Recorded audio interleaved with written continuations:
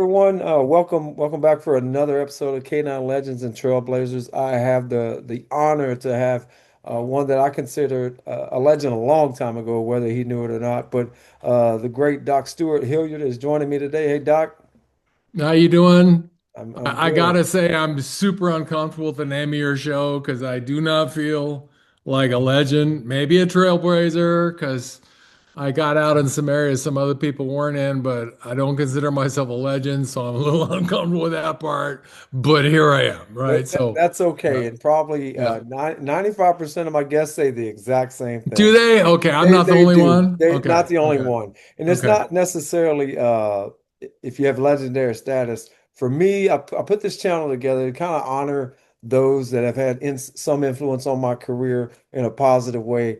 Uh, and it's morphed into a little bit more than that. So whether you know it or not, Doc, you had a really great influence on my career early on. Well, Uh, my thanks for saying so. I appreciate you saying that. Absolutely, Yeah. and we'll get to that point that kind of you changed something for me in my mind when I came back over and worked with you a little later. But I want to know about you, and nobody wants to hear about me. So I want to know about you, Doc. What was it, late 80s when you started getting involved with dogs? No, late 70s. Late 70s, okay. Yeah, late 70s. So I was a college kid, and our my mom's house got robbed. We were like home invasion victims before home invasions were fashionable, Right. right? So a trailblazer in our neighborhood did a home invasion on us in Capitol Hill in Denver, Colorado. Scared the crap out of all of us. At some point in the follow-up investigation, and I guess I was about 19, something like that. And somewhere in the follow-up investigation, my brother and I asked the cop, like, well, what do we do to prevent this from happening again? And he said, well, a dog helps. Right. And I'd been interested in dogs ever since I was a kid and had a couple dogs when I was younger, and, like literally had a book about obedience and, went from page 10 to page 14 with my poor dog. I'm like 13, 14 years old trying to teach this dog. And so I kind of took it as an excuse to get my mom to buy a well-bred German Shepherd. And I guess a weird bunch of events. I called a big training kennel in the Denver area that's still there called the Sally Theroux Kennels. Okay. And there was a trainer there named Rick McMurray. I don't know how I got a hold of him, but I said, I'm looking for a German Shepherd. And he said, okay, I'll refer you to a friend of mine in Arkansas named Ernest Harper, who was an MD who was interested in German Shepherd dogs and bred German Shepherd dogs from a bloodline from a kennel called Kirschenthal. Okay. And they were herding dogs. Like in the pedigrees, you saw all the bitches were HGH, which means Right. they were like titled herding dogs, like real work dogs that did a job for somebody. And then on the top side, all the males were Schutzhund 3 males that did, sport work.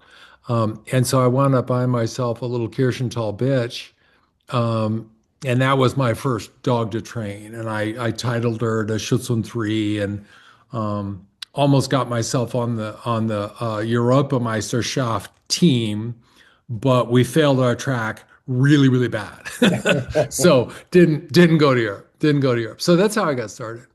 Yeah, so and then from there, so at what point in there, Doc, did you got that you got a dog for home protection pretty much, but looks like you fell in love with it at that point. I mean, you started, Yeah. yeah, just really had a love for it. Um, Yeah, I went nuts for it. Like I basically would all my I dropped out of college twice. And dogs were a big factor in both of them. Like the second time I dropped out of Colorado State University where I was a pre-veterinary student. right. And I was doing well in my classes, but I was super unhappy. And there was a big dog trial that weekend, and I was like, okay, I'm I can going. stay in Fort Collins and study, or I can drive down to Colorado Springs and spend all weekend with my friends training dogs and watching this trial. And so that's what I did. So yeah, I went kind of nuts for it, and it really changed the direction of my life because I was a pre-vet student And then dog training got me interested in behavior. Right. So I got my undergraduate degree in psychology instead of, biology, zoology, stuff like that. Right. And then, wound up going to grad school in psychology. And then next step wound up at DOD. So, did you have your PhD before you came to DOD? Yeah, yeah. So the timing was basically, so I went nuts for dogs and started to train dogs in about 1980. And between 1980 and 1990, I lived and worked in Denver, Right. which is where I grew up. And I actually lived south of Denver in a place called Larkspur, where my girlfriend Charlie Bartholomew and I had a kennel and a business and all that kind of stuff. So I was training pets, I was training sport dogs, working in a club, and then also trying to break into training police dogs and stuff like that. So like for 10 years, I was a professional dog trainer, like barely making ends meet, right? Like not really making a living, but trying real hard. And then decided I needed to get a job when I grew up. And so decided what I was going to do was enter grad school. And I thought I was leaving dogs, right? I thought I was going to be a college professor or something like that. So in 1990, I entered grad school at UT Austin in psychology. Um, and thought I was going to be a sandal wearing hippie college professor, Right. which I more or less am. It's just I work for DoD now and have for a long time. And right, a kind of funny chain of events. Uh, Maybe a year or two before I got my PhD at UT Austin, my mentor, a guy named Michael Damian, who's a real important psychologist who studies learning in animals and stuff like that. He said, "Hey, I got this invitation from some Air Force base in San Antonio, something about dogs. They want me to come and do a talk about dogs. I don't know shit about dogs. Why don't you do it? You know about dogs." Right. So I wound up taking that gig and doing a talk at some kind of working dog, an MWD meeting that happened at Lackland.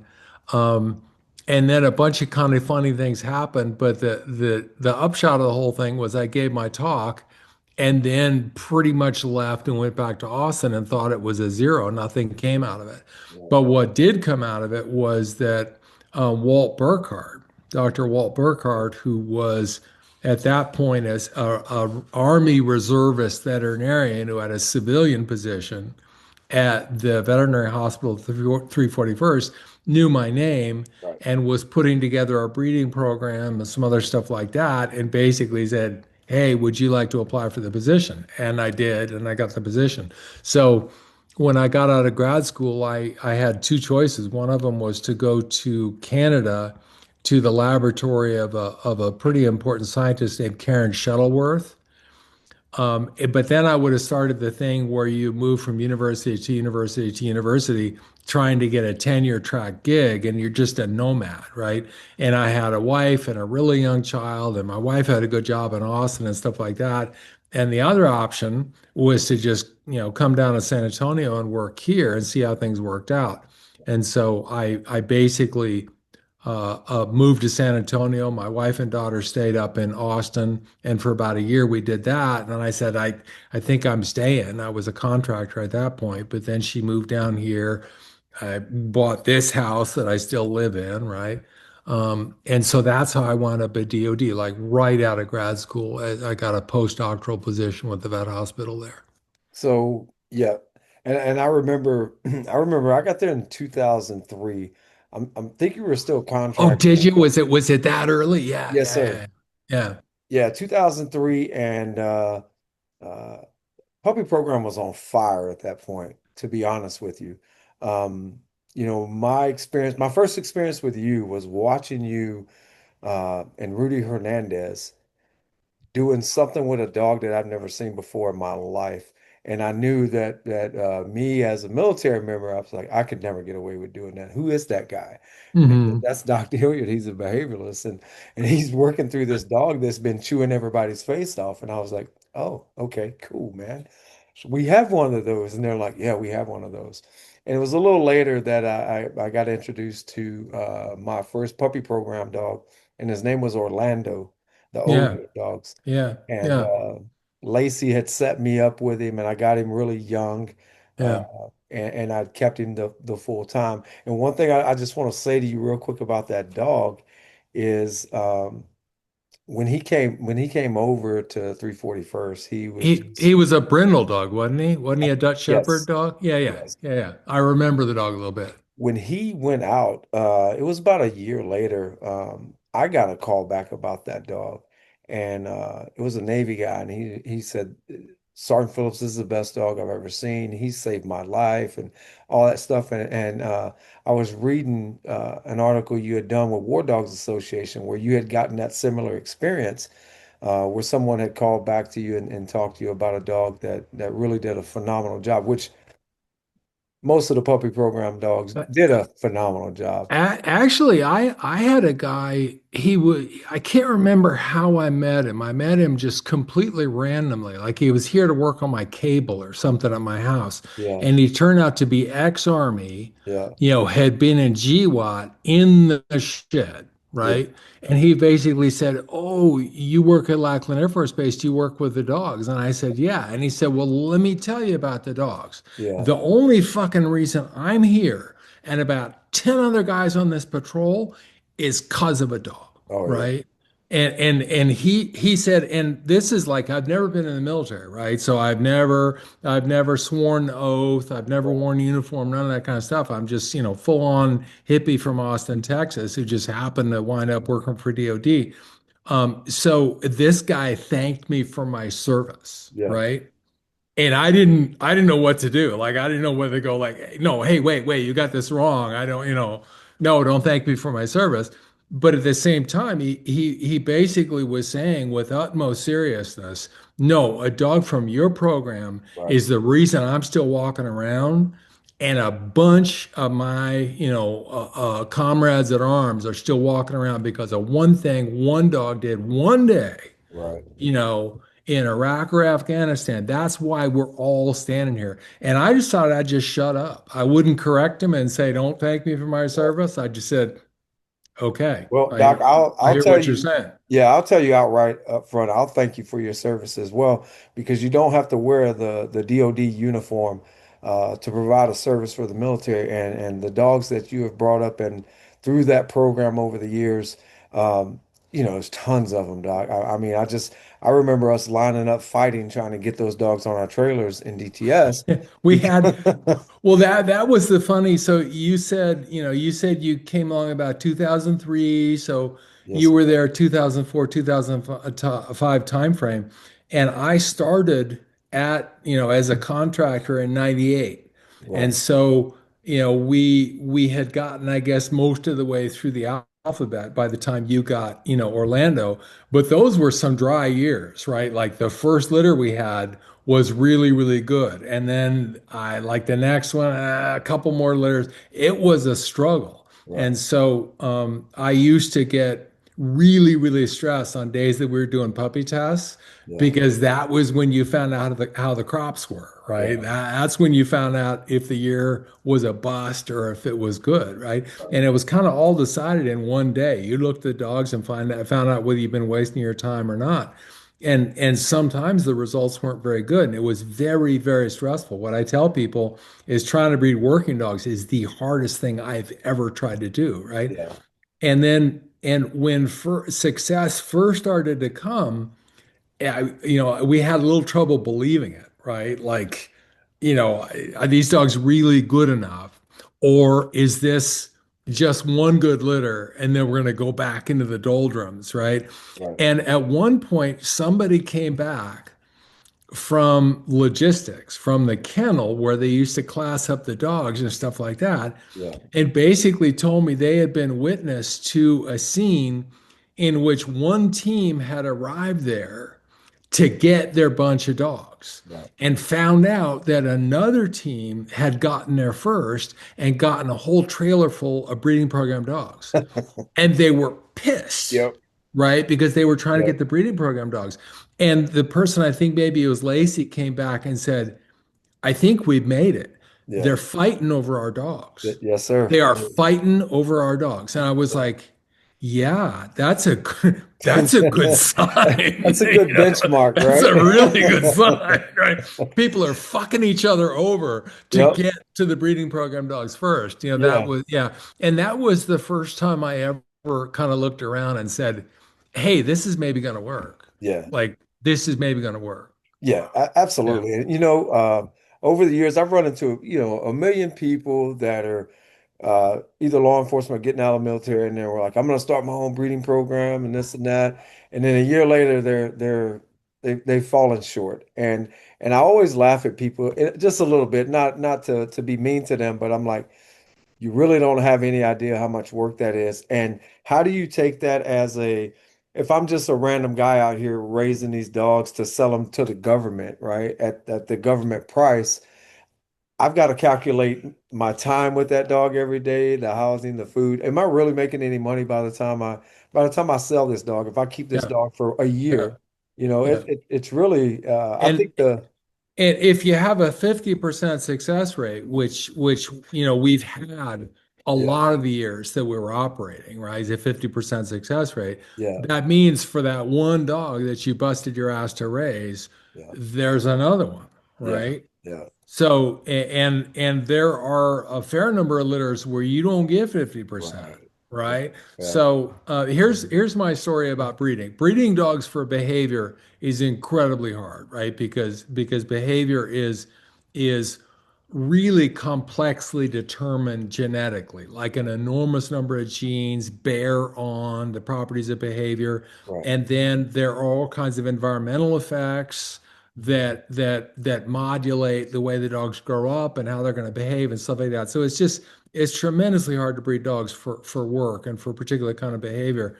And one of my favorite stories is about repeat breedings, because you would think that if you put a male and a bitch together and you got a really, really, really good litter, right, that the next best thing you would do is do exactly that same thing again, right, right? And there are breeders who say, yeah, I do that when I have a chance. And there are other breeders who say, no, I don't do that. I never do it because it never works out. So my favorite story about it is this. There's a guy that I knew of who was one of the first guys who ever bred Malinois in East Europe for the global dog market, right, right? So we're talking like mid to late 90s, early 2000s. Some people like Johann Weckhausen and other people like that in Western Europe who were successful and knowledgeable breeders of Malinois were watching the global working dog market take off. DOD and pretty much everybody else were going to the Netherlands and buying cane PV dogs, right, dogs without pedigree, right? Buying cane PV dogs. And these guys were breeders of FCI dogs, of pedigreed purebred Malinois that were bred for work, like full on bred for work, right? And they were like, shit, our dogs are good too, but they're not available in the kinds of numbers to affect the market. And so what Johan did is he met a Slovak whose name was Branyo. I can't remember Branyo's last name, but Branyo was a real young guy at the time, and he formed a partnership with Johan, and Johan gave him bitches to take to Slovakia, right, breed them there, and then began to move the dogs to Belgium and to the Netherlands and to France to sell them into, like the Western working dog market for police dogs, military dogs, all that kind of stuff. right, And so Branyo got rich basically. Branyo, like at a young age, did real well in business because he was successful in breeding these dogs and developing them and so forth. Quite an expert in what he did. And so I had a conversation with Branyo one day, and we were basically both just bitching about how hard it is to breed working dogs, right? He yeah, was he was going, yeah, I've been able to be successful, but it's so hard. And his story was, we got talking about repeat breedings, and he said, "Let me tell you about a repeat breeding I did." So I had a particular combination of bitch and male, and he was breeding like 250 dogs a year or right, something, like kind of a big operation. And they would place the dogs in a foster system. They would just find like, a couple of people who lived on a farm someplace, who would allow them to set up a couple kennels and they would take care of the dogs, give them kind of minimal care. And Right. then Branyo's employees would come around and work the dogs a little bit, a couple times a week. And, Right. that's how it was done. And so he bred this particular male and female, put the puppies out in his system. And when he gets the puppies back, I don't know if he first looked at them. He probably first looked at them at 6 or 7 months because people who are experienced realize that puppy tests don't tell you that much Right. before about 6 or 7 months of age, right? And so at some point, he looked at these puppies, and the puppies were super nice. And they were also very consistent in the way they looked, the way they behaved. The quality was extremely high. And Branya was like, I'm sitting on a gold mine. This is a young bitch. She had a big litter. She's a really good mom. She did like, this is good, right? I can breed her like 5 more times and sell 50 puppies. Right. This is good business here. So, and he's thinking to himself, how good would these dogs have been if they'd been raised by trainers, right? I've got them living at farmhouses with people who know about pigs, but they don't know shit about dogs. Right. How good would these dogs have been if they'd been raised by experts? So he plans the litter again. They get a nice big litter. He places the dogs with all of his business associates and colleagues, right? Like guys who know work dogs. They've raised them, they know how to develop them, they're good trainers. And Branio's just like, oh man, these dogs are going to be sensational, right?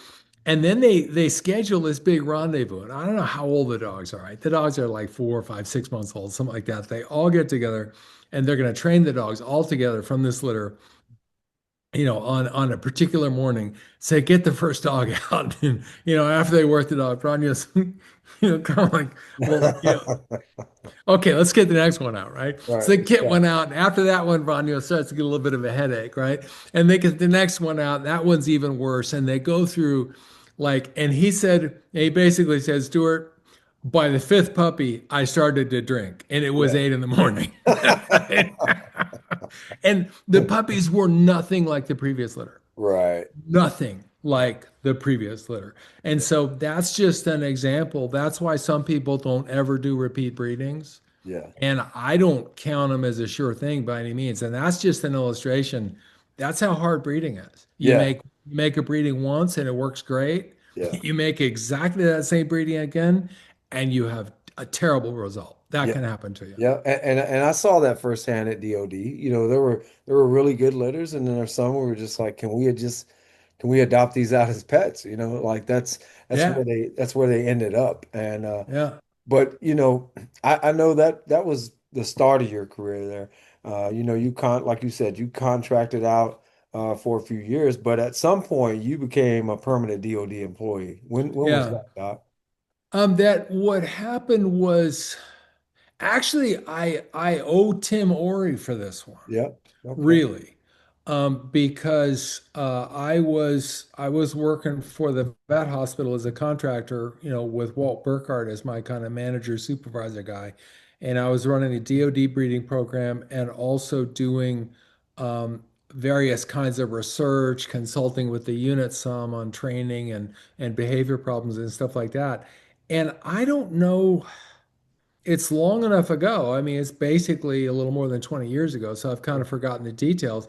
But the person who was responsible for getting me hired, like originating a position for me, which wasn't that easy because I had, no previous military background. I was a PhD. They had to start me at a GS-12 just based on a bunch of different factors. So it took some, he probably had to go hat in hand to the group commander who was Mary Kay Hertog at the Right. time, right? And it made it happen. So Tim Ori got me hired. And recently I had a conversation with Tim because he's the senior civilian at Lackland Air Force Base now, right? Like Wow. in the training wing. He is the senior civilian. So he's a big wheel. And at one point, and we have lunch about once every 10 months or something. And so I got together with him and had lunch with him. And later on the phone, I basically said, so Tim, I fucked up a few times. Let's admit, right? I fucked up a few times. Right. I suspect the reason I still have a job is you kind of, weighing in the balance for me on a couple of different occasions.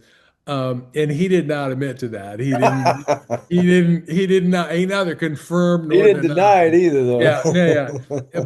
But he basically said, no, I think it worked out okay. I think it was a good decision to Yeah, hire you. And that actually, I have a lot of respect for Tim Ori. yeah. And so when he kind of in a candid moment said, yeah, he thought I'd been a pretty good hiring decision. I was like, I felt very validated by that. So I, So yeah, so that was November of 2004. So yeah, that's when I became a civil servant, and I started in the evaluation shop, running the evaluation shop, because evaluations and the trainers were like at each yeah, other's throats all the time. yeah. And I remember that. I Yeah. think I was getting ready to go over to SSD at that point. We were just getting ready to start that. I remember you going over to evaluations. Um, I remember going to SSD for a while. But I wanted to back up. Robert Ory. I remember Mr. Ory was pretty much the civilian commander of the Oh unit yeah. of the 341st for a long time. So, Yeah. he's pretty much been in a dog game as long as anybody. And I've always had a lot of respect for him, mostly Yeah, me because too. Me too. he was just very direct in what he wanted to say. He didn't beat around the bush, and I can appreciate that. Uh-uh. But yeah, I Uh-uh. remember you going over to evals. I remember that, and then I didn't really work with you much at that point, but I know you were doing a lot of good work over there because uh, you know as you're going out for eval, that's the final test of that dog to be accepted into the program, accepted into the field to be sent out to any of the DoD installations that we have. But I know a lot of feedback I was getting back from the trainers that I was still communicating with, they were very happy about you being there because you were also helping them with a lot of problem solving, right? Yeah. And yeah, you have team leaders there, you have trainers there, but you don't have that behavioralist looking at a dog from a different angle, and that's what I always appreciate about you. So I went over to do three or specialized search dog for a while, and then I remember I got the opportunity to work with you, and this is where I kind of saw the light with you. Is I came back from SSD when I left there. I came back to DTS, but you, me, Steve Lopez, and Albert Verostegui, if you remember, we started this deferred final response. Yeah. And wow, was that interesting, man. That Yeah. was that was definitely a interesting time. We were taking dogs sit, stay, pay, Stevie Wonder, and now taking these dogs sit, stay, focus, and remain focused Yeah. until you get your reward. It was cool. I have recently, we did a DVD Yep. to try to support Yep. the DFR dogs going out to the field. And I recently looked at that footage again, and we created some really strong search dogs. Yeah, we did. Like just looking at the sniffing and the search behavior that we got from the dogs routinely. Yeah. Not exceptional dogs, just routinely. Yeah. Like we had it dialed in. We got, of course, our Achilles heel was final response Yeah. because of all the pay on sniff, right?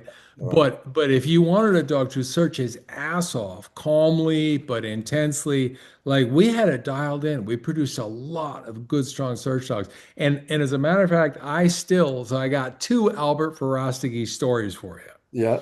So one story I'll keep it kind of short, but I still like, have you ever seen a dog make a find in such an impressive fashion that you like still remember it? Yeah. Right? Like really, really like as exciting as bite work, right? Yes. And this was in the DFR days.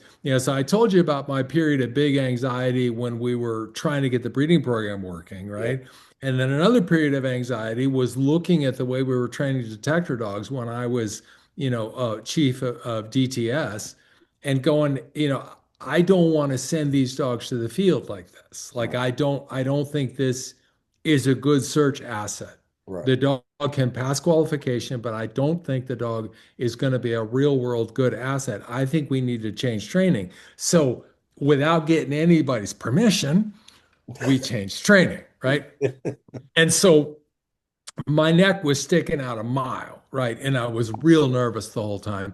And so I was looking for good news, and one day I was watching Alberto Verostegui work his dog around a six-pack truck, Yeah. and it was one of those kind of derelict trucks up on jacks, Oh right? yeah, yeah, And yeah. the back of it was full of a bunch of junk, and on top of it was a spare tire, like a flattened spare tire, sitting on top of a bunch of other junk, and somebody had put the training aid like in the back of the cab of the truck near that thing.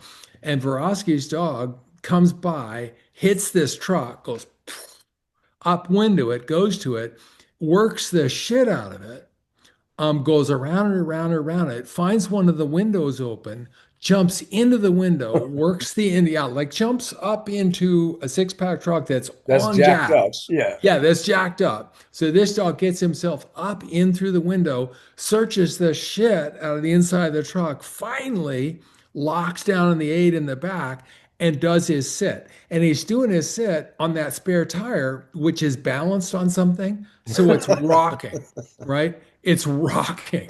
And the dog is like, and it's training it. And I was like, I think we're doing something right. Yeah, absolutely. If we've got dogs this obedient to odor Yeah, with this kind of search, I think, it's not like there are not going to be problems. For sure, there are going to be problems because people in the field don't know, they don't have the operating manual for this piece of equipment, right, right? But right. the piece of equipment is impressive, Very right? impressive.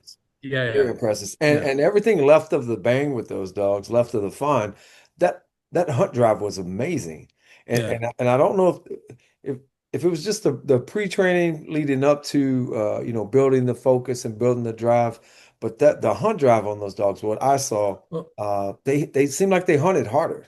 yeah, and I don't, that's really what I was thinking recently as I was going, are we routinely able to buy dogs in Europe and create that kind of search behavior Yeah, in them? And I'm not sure that it's as easy now. And I don't think it's just the way we train.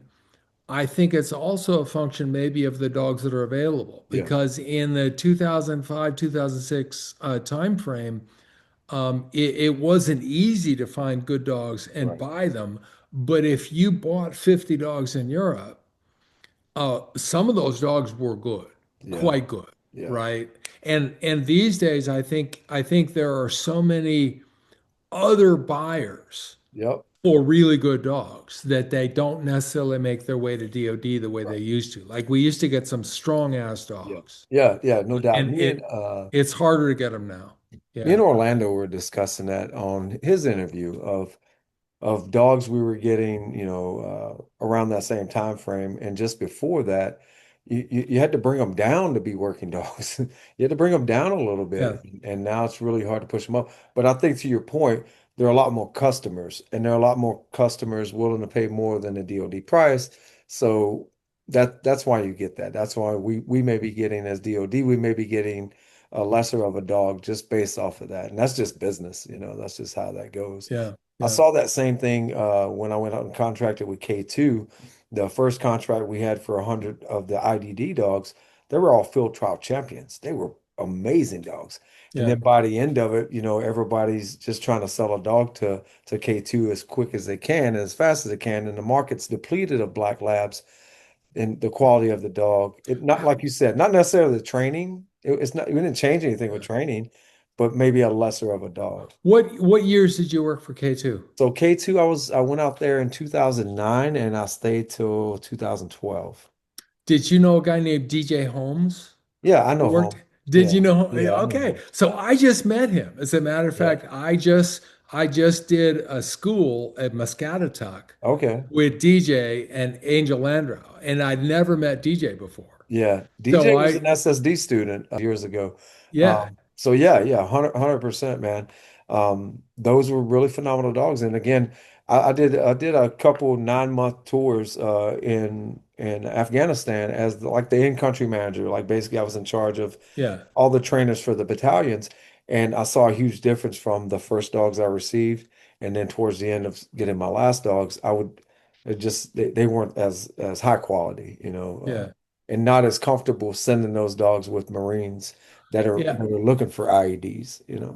I think that something I say all the time is that I think that those, I don't know that they were, whether they were like second or third generation IDD dogs. And I'm thinking of the first generation as being the dogs that were kind of based on the British model. Yeah.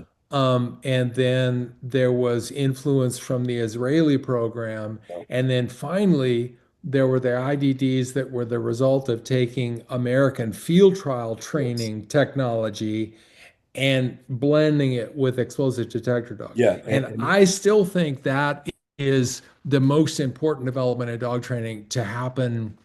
Maybe the first or the second most important development in dog training to happen during my career. And you talk about a blend of trainers, Doc. So I was one of the first military trained guys to go out there and be a part of that program. Yeah, And you take field trial trainers and you take DOD trainers and you blend them to try to build. It was very, very interesting. And if you get an opportunity, I just did an interview with Rick Ashburner. Rick Ashburner was a part of that with me. Very interesting to try to take this dog that's used to grabbing something and bring it back to you to go out there and lay down on something and not bring it back to you. But yeah. but also those training methodologies of a dog wanting to respond to something versus being forced to respond. Because in the field trial world, it's a lot of force fetch, right? There's a lot of collar conditioning to force a dog through.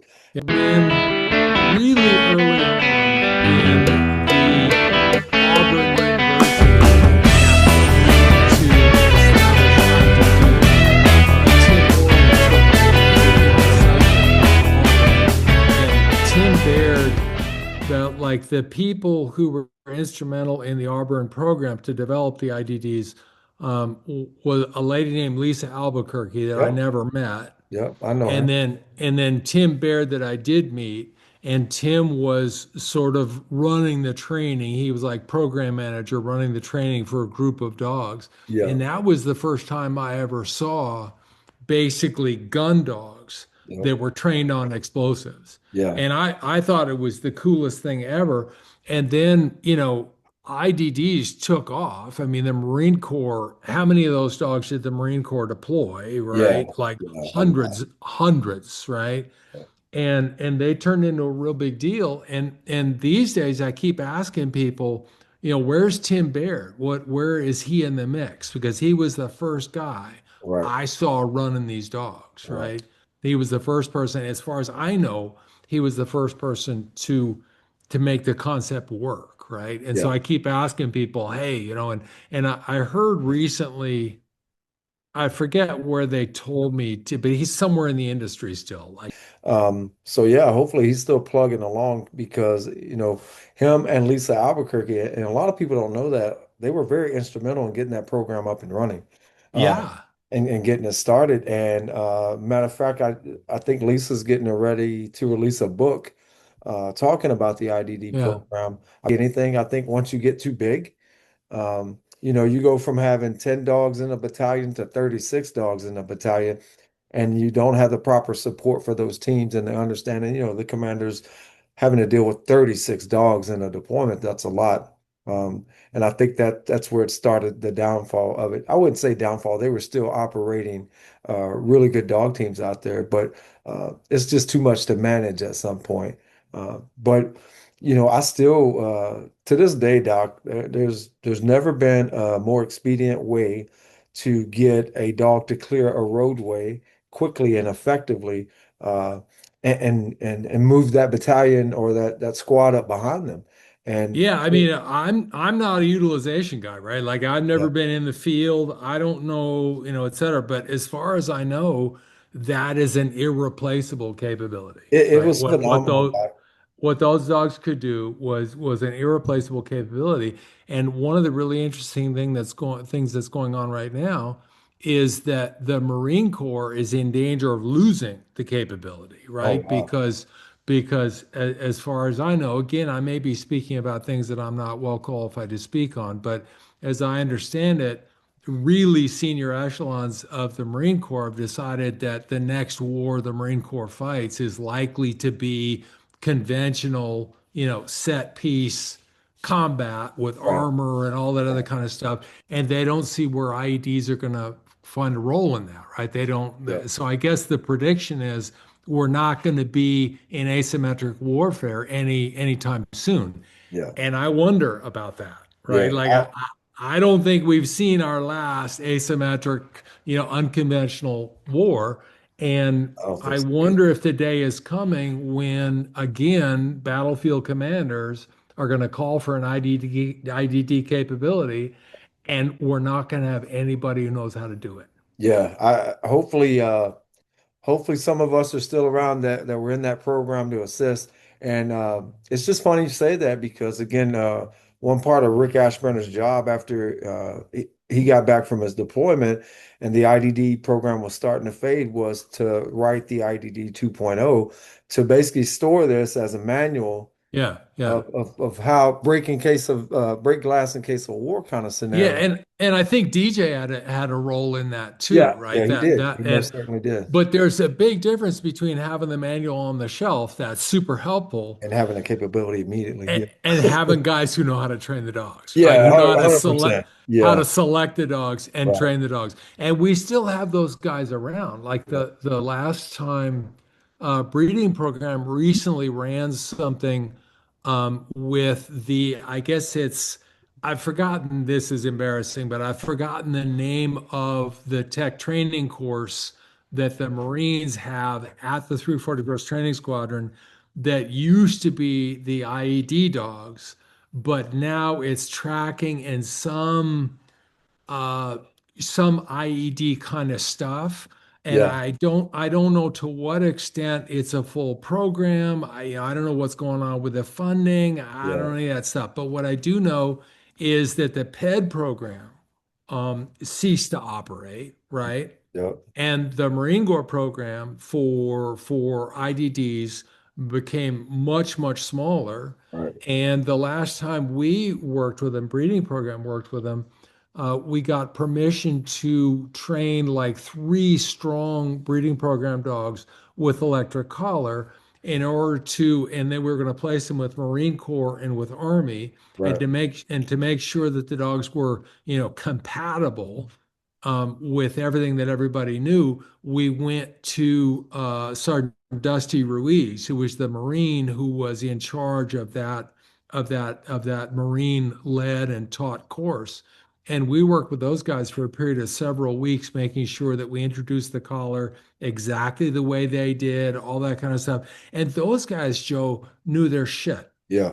Like these were uniformed NCOs who had had good training. They'd been to Ken York school and all this kind of stuff, knew what they were doing, knew how to train dogs, Yeah. and could take, pointy ear dogs, could take Malinois and modify the methods a little bit from the Labrador base Right. and get a good result. And so, I worked with, not for long, but I worked with half a dozen Marines in that course who knew what the hell they were doing.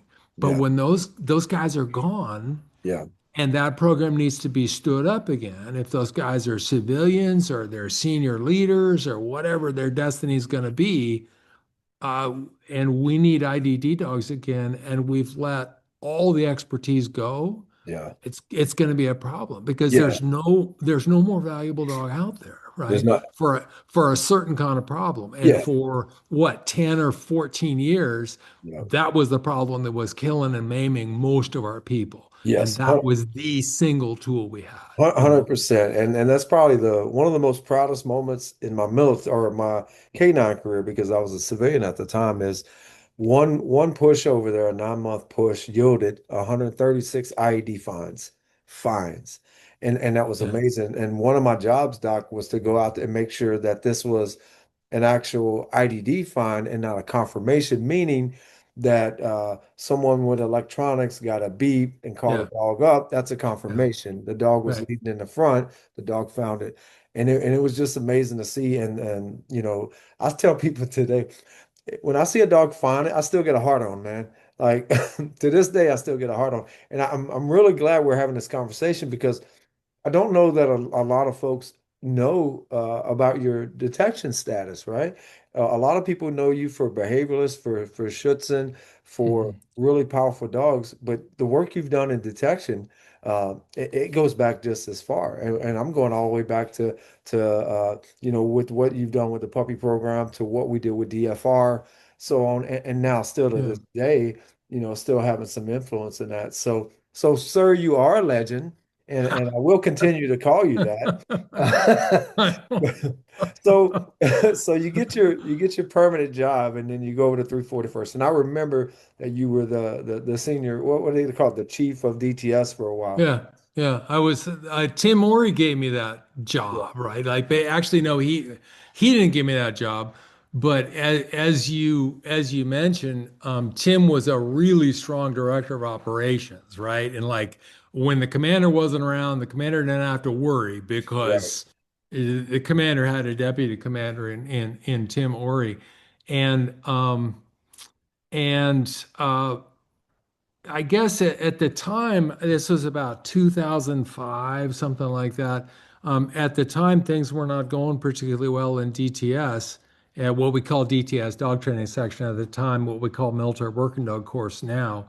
right, Things were not going particularly well. And maybe it was Ori's idea, send Hilliard over there, right. right?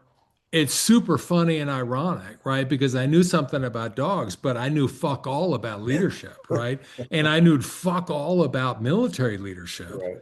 And so I had to just go in there and fake it. Like, and I remember one time we had a problem with the room not coming to attention when an officer came in, like when our commander came in, Right. the room not coming to attention, and the chief coming in later and saying, I can't believe you guys messed this up and so forth. And Right. so here I am, the hippie from Austin, Texas, Right. running this military shop. And we Yep. got a problem with NCOs not getting on their feet and Right. rendering customs and courtesies Right. when we have the commander of our unit coming in. Right. And it's like people are saying, well, I don't know. I thought you saw him first. I thought you were going to say it. I wouldn't so we had a bunch of, I thought, yeah, we had a bunch of that shit going on. And so I go to our chief at the time, who was, I think, Chief Watts, like a Yep, no I remember him. nonsense. You Yep. remember him? Mhm. Like no nonsense kind of chief. And I said, Chief, is there anything wrong with me calling the room to attention? And he looks at me and says, you think you can do it? And I said, fuck yes, I can Fuck do yeah, it. I And do he said, then you can, right? it. And Right. so and so the next time our commander poked his head in when we didn't expect him, I called the room to attention, right? Which Yeah. it basically just used the same voice I used to yell at a dog, right? Right. And Right. the funny thing was, everybody braces up, but they're not looking at the commander, they're looking at me. What in the hell, right? But That's that's how awesome. we solved the problem is, a complete and utter civilian Yeah. started to call people to attention when they had to be called to That's attention. awesome, man. That's So fucking my, awesome. I so love my it. learning curve was Deep. real Yeah. steep, Yeah. No, that's super, super steep well, because and, I and did what a place I didn't to know shit about what a leadership, place to right? get broke in because the 341st, and I always say this, man, it was such a game changer for me, right? I got to go train dogs for a little while. I got to go to SSD and train dogs and students. And then I went over to I came back and worked with you on DFR, and then I went over to handler course. And every opportunity I've had since I left military service is because of that. Is because of the amount of repetitions that I got through my hands and some of the great people I had around me, encouraging me and whooping my ass at the same time, right? Yeah. Just it's that kind of crew, or it used to be. I don't know how it is now, but we held each other very accountable to what that mission was and putting those dogs out. And during that time frame, my time frame was '03 to '09. We knew what the business was. The business was war, right? These Yeah. dogs are going to war, no doubt about it. And again, I like to I thank you, Doc. Like that time I got to spend with you on the DFR and really learning why dogs are doing what they're doing. They're not just going through a room, how this hunt drive relates from over to this area, and how we can push that dog a little bit to get that deferred final response, that focus, and then once we get it, the pressure we put on the dog to keep that focus. And I've carried that with me ever since. Well, and actually, this is where so the other person, we were talking about Tim Barrett a minute ago. The other person who's still out there plugging away is Paul Bunker, Oh, right? yes. Yes. Yeah, who you and I both saw at the Yep. U.S. War Dogs thing, Yep. right? So Paul was there, and that's the first time I've had a conversation with Paul for a long time, for a very, very long time. And the original genesis of the idea for deferred final response was me going down to Mhm. watch the I guess they called it SSD at that time, Right. right? That's what So it was. so Paul Bunker, who was an NCO from British Army Yep. and some other British personnel began the SSD program. And I don't think there's much vestige of it anymore methodologically, right? Yeah. Yeah. Technically, Yeah. compared to the IDDs that we have now. But for a while, that's what we had going. And and if you recall very well, the issue that we had at the time was essentially sit, stay, pay, right? Right. Teaching detection as an obedience exercise. Right. Poke your nose there, poke your nose there, poke Right. your nose there. Now sit, Right. right? And that developed a particular kind of dog that, as I put it, you had to be an artist to handle, right? That's right. Like you had to be so good to handle that dog. You had to know the dog so well, and you had to have such a sensitive touch because Mhm. all the time you're trying to make sure that you don't do any of the things that make the dog, final. Right. And it was just an art to handle one of those dogs in a way that got you any results, right?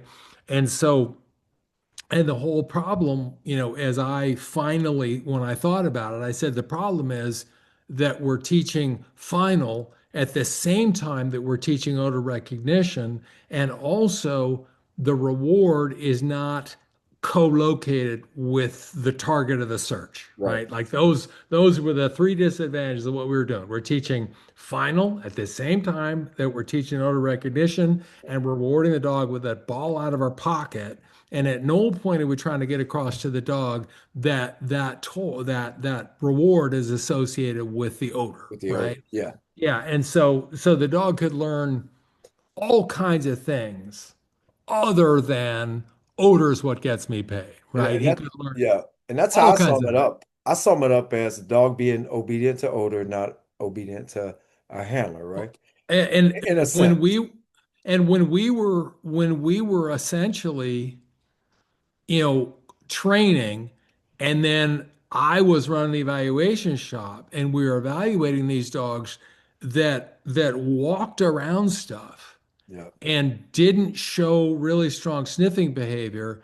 And if you looked away for a second, you could look back and the dog would be in a sit. And Right. you weren't sure how it happened, Right. right? Like very little change of behavior, Right. very little working odor, just a super, super sudden sit. Right. And if you didn't have a really good eye and were completely watching things, it'd be impossible to tell whether the dog was sitting in response to something he smelled or something the handler did Yep. or the clock ticking a little longer than the dog expected the clock to Mhm. tick or whatever. So while we were wrestling with this problem, like, this is the way we're supposed to train, but we don't feel good about the results. While we were wrestling with that problem, I went down to watch the SSD guys train one day, Yeah. and they had one of their students like up high on a piece of furniture, like really near the ceiling, and they had a training aid in it was some sort of like milk crate or something like that Yep. with a sort of a soft surface. Yep. Idea of the soft surface being that if you dropped a tennis ball on it, the tennis ball wouldn't bounce anywhere, Right. right? And so the student, his job was to sit there for an hour and a half Yep. where while every dog came in the building Yep. and just searched loose off leash, went over and went, "Hey, this smells kind of funny." And then the ball dropped past his head into the thing, and there was no mention of final response or anything. Like the dog wasn't earning the reward. It wasn't an instrumental task. Me, with my little, University of Texas brain, said, what they're doing is they're doing Pavlovian pairings. Yes. They are pairing a reinforcer with odor. There's no response requirement on the dog. He's not supposed to do anything for reward Right. other than notice Right. that he smelled something, right? That's all they wanted from the dog. And I went, that's brilliant. Yeah. Like, that's the solution to our problem. Yeah. And then I took that back up the hill, and with you and Steve Lopez, and Reggie Cook, Oh, yeah, that's right. and a lot of other guys, we started to work on it. Yeah. And, and turned that one idea, pay on sniff, which, basically Paul Bunker was teaching in SSD, was probably kind of a standard British Army method, I'm sure. Yep. We took pay and sniff and developed a whole bunch of stuff around it, like check back, all Right. this kind of I stuff, remember and that. and and just created a bunch of ferocious strong search dogs, Yeah. Yeah. like mouth shut, head clear, intense, careful search, right? When you can hear a dog sniffing, that is amazing, right? You hear it. And yeah, it was a fun time, Doc, to Yeah, be and I forget we were in a war. We yeah, were we were training dogs for the real thing. yeah, And this is something that I point out, like in the breeding program these days, I've got a guy that works for me whose name is TJ Ibarra. And TJ is one of the two foster consultants. yeah, And he was originally a military working dog caretaker. So he like worked for Rob Hawkins yeah, at, whatever Rob Hawkins' business is called. So he had a little bit of dog training experience, and then he went to work as a military working dog caretaker. And all we heard about was this great guy who was working as a caretaker, like his work ethic and how pleasant he was and how super interested in dogs he was, and yeah, all this kind of stuff. So when we got a chance to hire for the breeding program foster consultant that takes care of the puppies between about 6 weeks of age and 7 months of age, we yeah. were lucky enough to hire TJ, and TJ is like crazy good at building working dogs. That's Basically, awesome. he's like really good, and he's also a really ingenious gadgeteer, and he builds all of this super imaginative stuff. And so he built like a huge turntable. Hmm. You put a puppy on the turntable, and the turntable goes around in circles. And TJ says he wants to build it. I'm like, okay, fine, whatever. And then Just he do it. goes and builds it. I'm like, okay, we'll see if this is a waste of your time. He Yeah. says, well, I used it this afternoon. And I Mhm. said, what, how did the puppies like it? And he said, they didn't like it. I said, perfect. Yep. Good. Yeah, if they're Good. sensitive to it, then it's useful, right? And Yeah. so we're doing well, basically TJ's done stuff like he's built a shaker table, Yeah. Okay. a really like alarming shaker table, Yeah. right? With a stainless steel top. And you put like a metal grooming table on top of that. You put a 6 month old puppy on top of that shit. The whole thing's making crazy noises. And you set up a couple big fans. Yeah. And basically, you're coming as close to simulating a helicopter as you can, Yeah. right? Yeah. Okay. And that's not just because we're getting, and this is something I tell people that we do demonstrations for all the time. We're not just doing that because some of our dogs go to special forces, because Right. some of our dogs wind up, going into the special forces community. Right. We're doing it for all the dogs Right. because when you and I were training dogs in 2000, 6, 7 timeframe, Yeah. there were cops with MWDs who were at the very sharp end of the spear, Yes. right? They were doing real missions Yeah. that they were not trained for, they were not prepared for, because the operators needed canine support.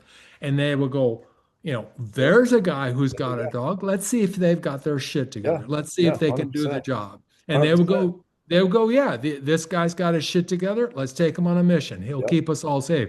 So a lot of guys, MWD handlers, wound up doing the real thing, Yeah. right? And Yeah. so and so one reason with that we with the breeding programs dogs, we treat it really seriously, and we try to get the dogs ready Yeah. for real missions, because just because they're mostly, MP dogs, military police dogs, does not mean if we use the last war as our example, Yeah. does not mean those dogs, those handlers are not going to wind up at the very, very sharpest end of the And, spear, and we right? saw a lot of that, Doc, because dogs were in short demand. Yeah, Dogs were in short demand, and unfortunately, we did lose a guy from 341st, his name starting first class, Gregory Rodriguez.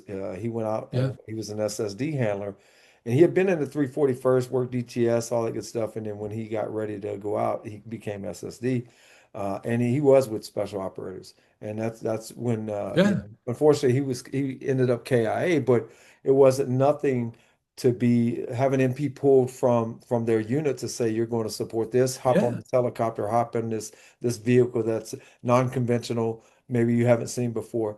But yeah, Yeah, so and the next time you see the guy, he's wearing a beard, right? And yeah, a bicycle yeah, and a fucking bicycle helmet, yeah, right? yeah, yeah, You're yeah. like, wow, Yeah, 100%. So yeah, 100%.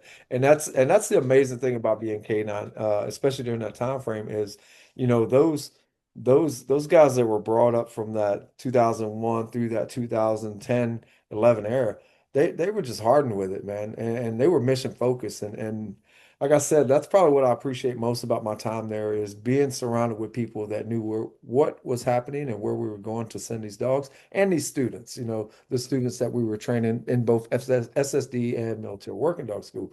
But so when you went back over the puppy program, Doc, you've been there ever since. You haven't moved around. yeah. What happened was, let me see. I went from being chief of the course and I remember. So I remember Ori coming up to me like 2005, something 2006, and I don't know where we were sitting on like you got no owner's manual for MWD course when you went over there, right? And Right, so it took me a shocking amount of time to figure out that on April 15th, everything that I needed to have finished right, by the end of the fiscal year was in the course already, right. right? Like 15 April was the day that told me whether I was in trouble or not in trouble where TDR was concerned. Right, And that was the first thing I needed to know, but nobody, I had to go in there and figure it out on my own, right? And right, I'm not real smart in some ways, and so it took me a long time to figure that out. So no owner's manual came with the MWD right. course with Got it. DTS. And I remember at one point when it wasn't looking too good, and I'm starting to go to teams and say, look, you got 10 on your trailer. Can you get 5 of those done by Right, the end of September, right, right? Like, you need to get it done for us here. right. And at about that time of year, Ori comes striding up to me, he's got his hands in his pocket, says, "How does it feel to be the first, chief of DTS in 10 years to not make TDR?" I'm like, "You son of a bitch, Tim, I haven't not made TDR yet. You talked to Yeah, me on 1 October, right? yeah, You exactly. talked to me on 1 October." Exactly. So I think we made TDR. But then the next thing that they gave me was they sent me to logistics, which at Right. that time was the kennel, Hmm. consignment, Hmm. the whole tostada. So I went down there and I was chief of logistics, which meant the kennel and Everything included. shipping Yeah. dogs to the field, inventory, all that kind of stuff. And I stayed there for a while. And then another commander asked me, which of course had nothing to do with dog training. I was active on buy trips and Yeah. doing consignment and stuff like that, but Yeah. I wasn't real active in training. And then another commander came to me and said, we think you might be underutilized. Yeah. So like if what would be your ideal job? And I said, well, my ideal job would be have breeding program and evaluations and consignment Right. because those are the 3 things that involve measurements, Yep. right? Like keeping data, following trends, Yeah. figuring out what the primary cause of elimination is, secondary cause of elimination, is it because we bought the wrong dog, or is it because we kind of trained the dog a little bit wrong, or Yeah. both those things going on at the same time? Yeah. I wanted those 3 operations in one place because I thought that was best, and I wanted to be on top of it. And this commander gave me that. And then a couple commanders later, I had another commander come to me and said, basically, I think you're overemployed, Yeah. Okay. slash, I don't have confidence in you. Right. Right. So as I put it, I made an unforced error. We won't go into those details, but I made an unforced error. And so that guy, essentially, as I put it, he two-thirds of the way fired me. Right. So two-thirds of the way fired me. So I was chief of evaluations, chief of consignment, and chief of breeding program. And by the time he was done with me, like we did, this commander and I did not have a happy relationship. And there was a lot of stuff going on with contracting Yeah. and Yeah. buying dogs and like all kinds of stuff, right? So anyway, by the time he was done with me, I was just chief of the breeding program. And that's all I've been ever since, right? Like that. So you're right. I've just Yeah. been breeding program for a really long time. And at the time, I was really, really butthurt over it, right? Like at the Yeah. I can time, see I was that. like, Yeah. like I've lost my influence, all that kind of stuff. And it took me like 8 or 9 months to go, wow, this is the best thing that ever happened to me because my stress needles Yeah. have gone Yeah. and I just so I was hired in 2004. So I guess I'm in about so I've worked at the 341st since 1998, Yep.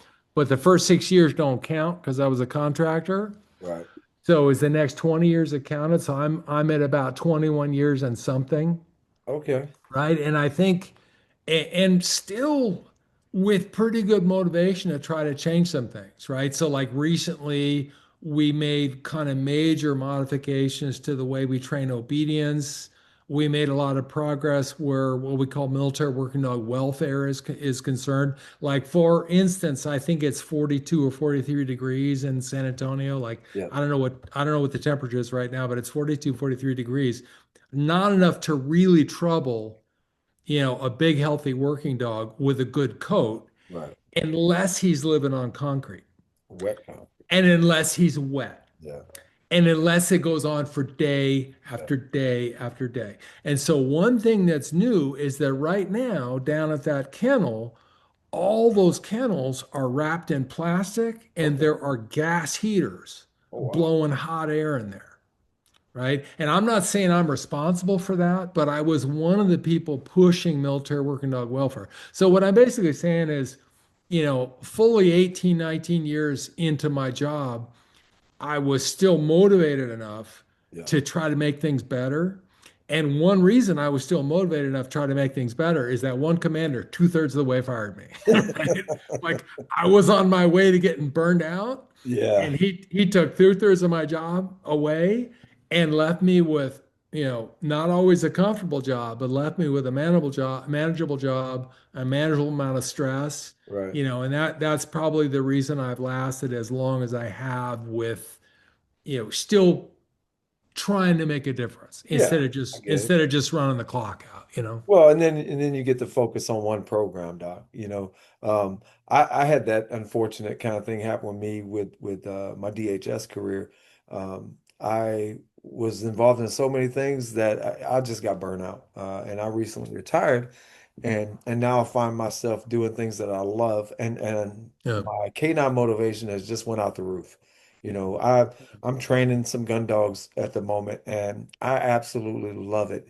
I've got three Springer. Now, yeah, and you went from gun dogs to military working dogs, right? No, So, or yeah, did it go the other way? the other way. Yeah, The yeah, other way. Okay. yeah, So you were first military working dogs, then gun dogs. yeah, Okay. yeah. I got Yeah. introduced to that with K2, Yeah. and that's Yeah. some phenomenal mentors. One had passed on. His name is Bobby George, but he had been in the gun dog world forever. Wrote a book, and just taught me a lot of things that I never would have learned anywhere else. So again, I've been very blessed in my career to be around just great people that want to see improvements in the program. And I know that'll never stop for you. I know it'll never stop for me. If Well, any, it's gonna maybe stop in about a year when I it's retire. not gonna stop, Doc. It's not gonna stop. You're not gonna stop because it's just not in you. And yeah, that's a good segue for what's next for Doc, you know? I don't know. I'm trying to like you're getting old. There's like three ways you're getting old.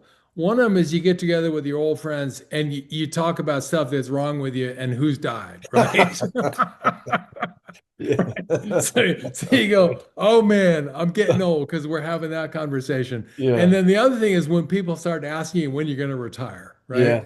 Like Okay. you may not even have thought of it yet. And people are saying, so when are you going to retire, Doc? And so Yeah. so I think it's coming for me. I'm not sure exactly when, not immediately, Yeah. but I think, next year I'll hit the point where I'll start poking my head out and going, what's next for me?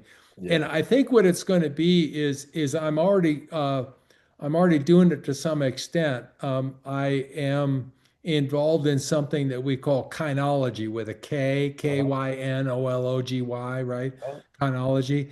And it's something that I started with Michael Ellis and Forrest Mickey. And essentially what we do is we have they're not really dog training seminars because they're different than any kind of dog training seminar that I've ever been to, because we talk a lot about behavioral science Yeah. and how data from laboratories relates to the stuff that we do on the training field, Yeah. particularly where aversive control is concerned, right? Okay. So aversive control is a buzzword for using pressure Yeah. on dogs, right? And what's to train them to get a job done with them. Yeah. And when I first started training dogs, it was it went without saying that you used pressure on a dog. There was no other way to do it. And it was almost like a lot of people thought if you didn't pressure the dog into it, it wasn't work, Right. right? Like if the dog sat for his own reasons Yeah. and you didn't pressure him into it, it didn't count because it wasn't work, That's right? That was honestly the mentality that people had when, the people who taught me, that was the mentality that yep. they had.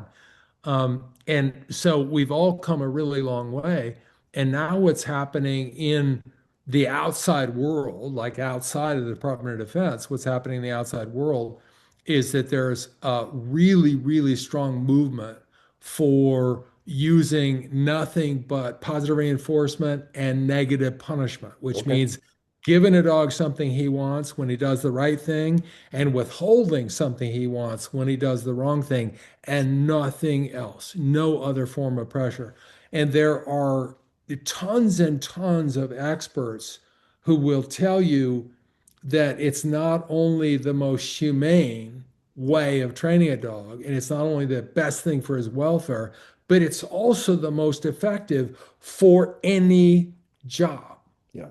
Like they will tell you that this is the wisdom that not only is it bad for a dog to put him under any pressure, but also you don't need to, because if you know what you're doing, you don't need pressure to train the dog for anything. Right. For anything. If you're not getting it done, it's because you're not good enough, Right. not because you need pressure, right? And this frame of mind has been turned into legislation Mhm. in many European countries where you can no longer use prong collars, you can't use electric collars, you get stopped at the border if you try to bring an electric collar into the country, stuff like that. And then also there are efforts to put legislation in place in North America as well. Okay.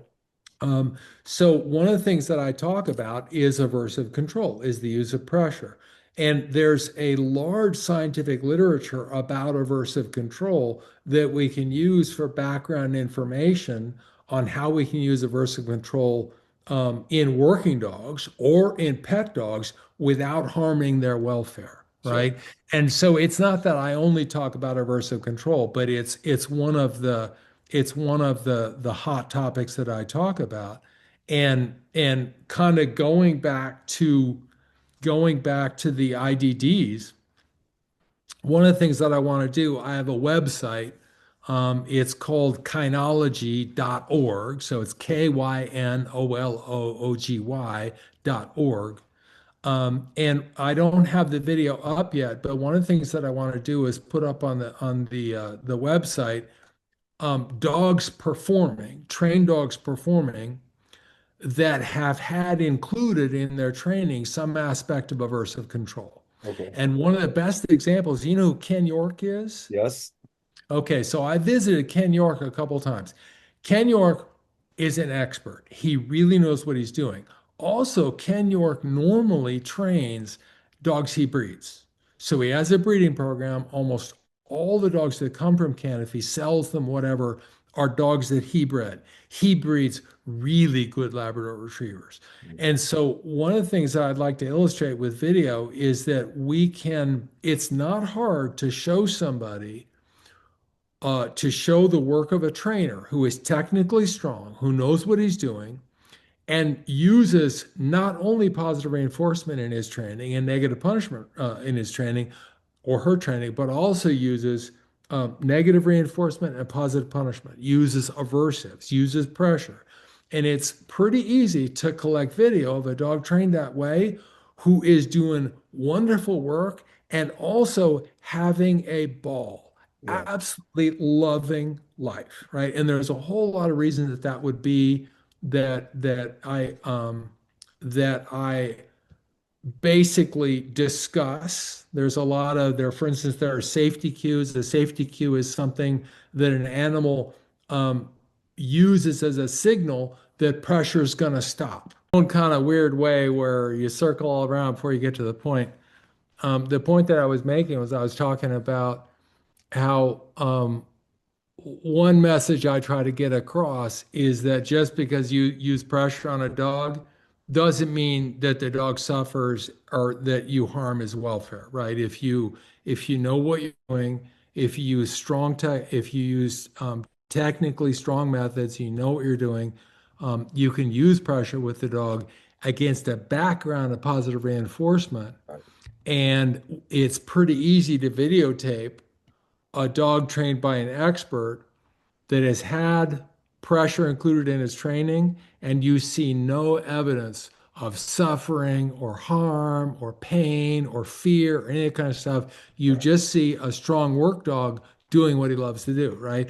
And coming back to Ken York, who breeds these super dogs and then trains them in a little bit of it's not traditional field dog training because of course if you're training IDD dogs you modify it a lot right, for that application, but still it is the dogs do not have the option to opt out of stuff, right? right, When they're supposed to do something, right. they've got to do it, right? And the last time I visited, the next to last time I visited Ken, I watched him work about a half a dozen Labradors, maybe 10-month-old dogs, maybe 11-month-old dogs on a T drill. Yep. And like you know what I mean by style in a Yeah. gun dog? Yeah. Okay, so style is one of those wonderful words that means something special to the people who are initiated, right? And so if you're initiated and you know gun dogs and you've tried to train dogs and you know when a dog runs in the field, if it's impressive or it's less than completely impressive, style is the word that's used, right? And so Ken showed me these dogs with such style, right? So when they were sent, they went like rockets. Mhm. When he whistled them to a stop, they skidded, wheeled around, Yep. and sat there with their tails doing this. Yeah. And when they got cast one direction or the other, dirt clods flew in the air. Yep. That's how hard they went. I mean, they dropped my jaw. And it wasn't just one dog. It was like he shows me six dogs and four dogs drop my jaw on the Yeah. ground.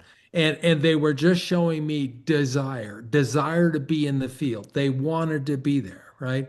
And so that's one of the things that I'd like to get up on the Kynology website is a number of kind of video testimonials, kind of like, Yeah. hey, I've been trained with some pressure in the training system used with me, Yeah. and I love my job, Right. right? Like one dog saying that, and another dog saying that, and another dog saying that.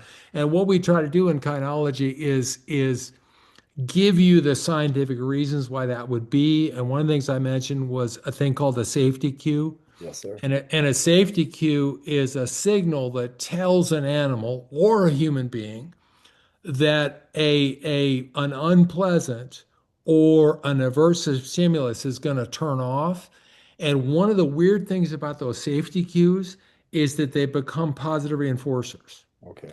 I'm not saying they're negative reinforcers, like they tell the animal when to quit being afraid.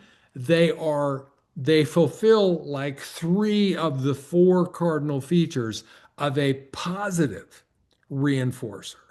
And if you think about your own life, like I ride dirt bikes and street bikes, and I used to boat whitewater kayaks, and I ride mountain bikes. And the things that unite all of those activities is you can get hurt. Sometimes they suck, right? Like I've separated that shoulder, I've dislocated this shoulder, I've gone to the emergency room a few times. And still, if you ask me, do you want to go ride your dirt bike this weekend? I will go, oh, yeah, I want to go ride, right? Do you think you might get hurt? Well, yeah, it's possible I'll get hurt because I ride aggressively, Right. but I love practicing.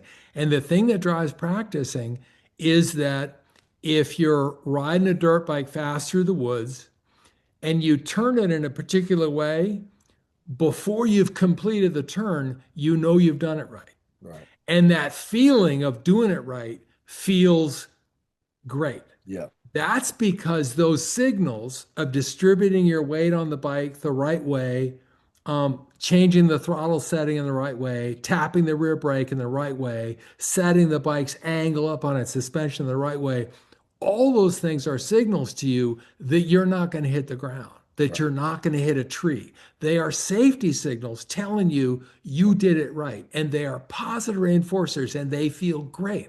And that's why you can go by a whole schoolyard full of guys in their late 20s or early 30s who are practicing on skateboards, Yeah. because when they do a skateboard trick just right, they know they've done it right.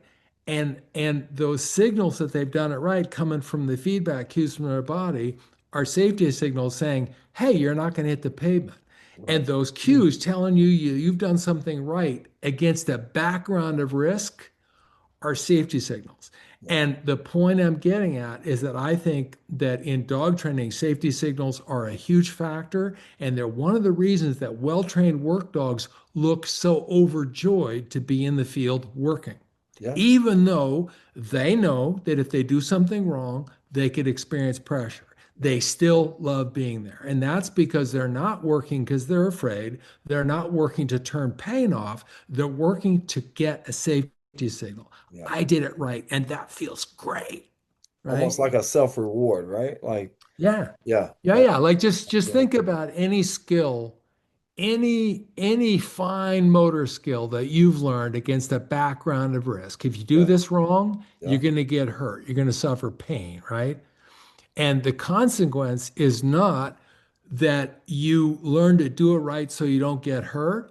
Eventually, you start doing it right because it feels good to do it Right. right. Makes And sense. that's a neurological thing. That is something that behavioral scientists discovered that we can access from a laboratory and start applying this thinking to our working dogs and going, oh, if I need a dog to perform at the highest level, even when he's intensely excited and he's in a completely new context that he's never been in before, I'm going to have to probably use pressure. But Mhm. if I use it in a particular way, it will not harm his welfare. And as a matter of fact, it'll provide him with safety signals and a sense of mastery over what's happening in a context of quote unquote risk, right? Like if I do it wrong, there are consequences. That's why it feels so great to do it right. Yeah. Yeah. And so, that's one of the things that we talk about in kinology is we talk about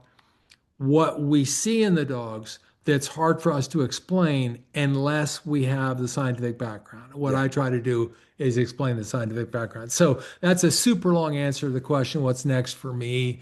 And I think what's next for me is when I retire, a lot of education about dog training. And that's wonderful, man. And Yeah. I hope to see you out there, to be honest. I am going to attempt a smaller canine conference sometime next year at this really, really beautiful place down south, Venice, Louisiana. and I'm gonna make it limited, man. I mean, I forgot your occasion. that's right. That's right. Yeah, And you yeah, said it yeah, right too. I appreciate yeah, yeah, yeah, that.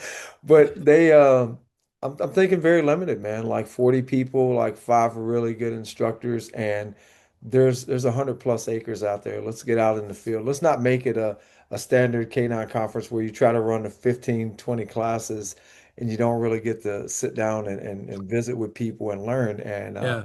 that's one of my goals, that's my goal for next year. So well, Well, Doc, I hope you get it done. Hubble works great. yeah, Yeah, I hope yeah, so too. I've Paul Bunker has been such a good influence on me since SSD days, and I really, I kind of, I had an interview with him not too long ago. It was my first one, so the quality of video really sucked, but the message was amazing. But he always says one thing to me when I have questions for him. He's like, "Hey Joe, just train the dog in front of you." And that's kind of become my motto, train the dog in front of you. You may have trained 50 dogs this way, 50 dogs that way, but this is the dog in front of you. So I really appreciate his mentorship. I was so happy to see you at the 25th anniversary. I didn't know if I'd get to see you or not, but I saw you and I said, "There's that hippie. Let me go talk to him." And earlier, when you were talking about showing up in sandals, that is true, ladies and gentlemen. I yeah. have seen Doc with some cargo pants on, probably cargo shorts with his sandals on and using Yeah. some kind of K9 t-shirt. But thank you so much, I man. recently had an experience with a commander because we were out training a bunch of 10-month-old dogs, real strong 10-month-old dogs.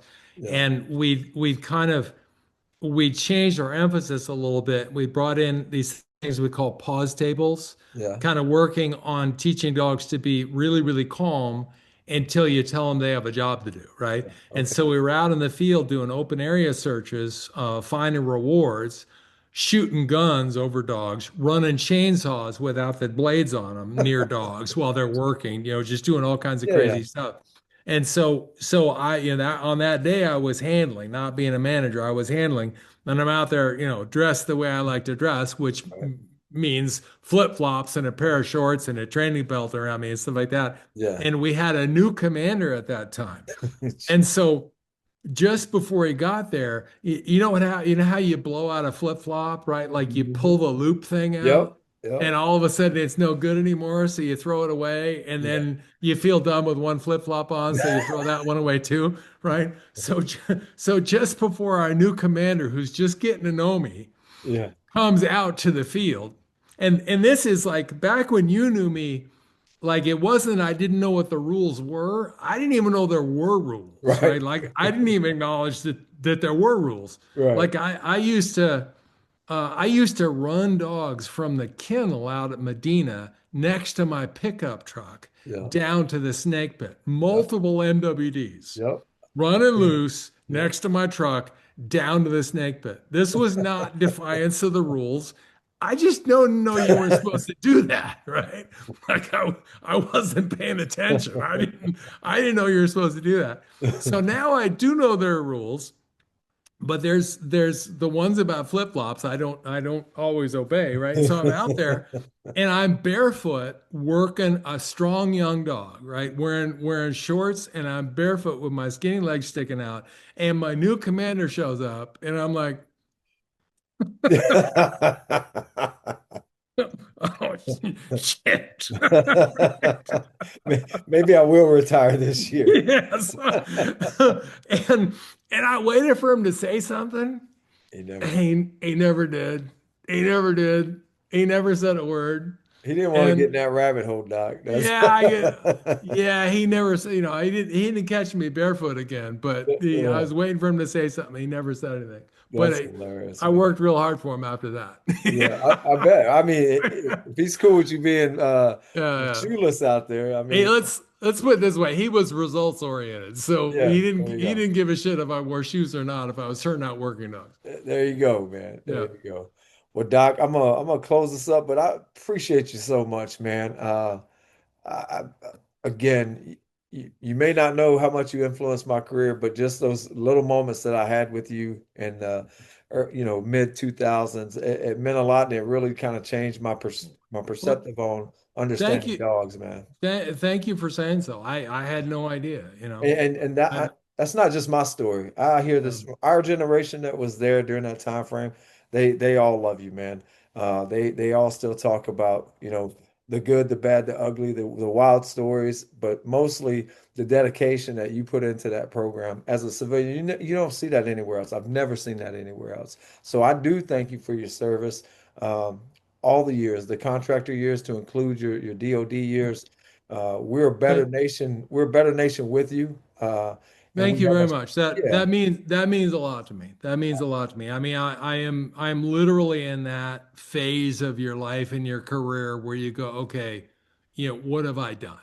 Did I do my job? Did I do the best I could? Did I inspire people around me or did I drag them down? Like, what is my life and what did my career add up to? So this is a good time for me to hear that kind of thing because I am doing this kind of thinking. self self-reflection is a good thing, and Yeah. you have a lot to reflect on. Again, man, can't appreciate you enough. I hope to see you. Maybe are you going to be out there in January for the 25th War Dog training event that they're having? I don't know. I could be. Yeah. I I don't think it's like. at Lackland. I was talking with Okay. Nick Fontaine not too long ago, and he was kind of Okay. up on that. But yeah, Doc, it's been an Yeah, honor if doing the interview, if you man. talk to Nick, say hi to him for me. I will. And yeah, thank you, Joe. It's been an honor. Thank you very much. All right, Doc. Take care, Okay. bud. Good night. You too.